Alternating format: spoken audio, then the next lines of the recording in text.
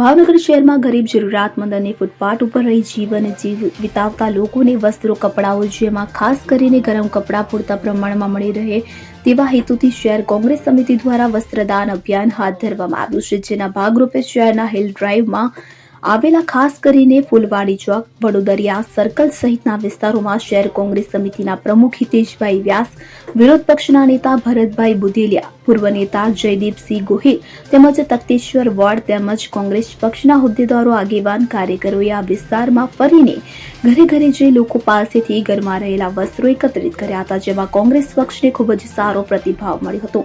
લોકોએ ઉત્સાહભેર પોતાના ઘરમાં રહેલા કપડાં કોંગ્રેસના આગેવાનોને આપ્યા હતા અને એકત્રિત કરેલા કપડાઓ કોંગ્રેસ પક્ષના આગેવાનો ગરીબ, જરૂરિયાતમંદ અને ફૂટપાથ ઉપર વસતા લોકોને વસ્ત્રદાન કરશે. રુસ્તમ શેખ સાથે સીએન 24 ન્યૂઝ ભાવનગર. હવે જુઓ દેશ દુનિયાની તમામ ખબરો તમારી આંગળીના ટેરવે.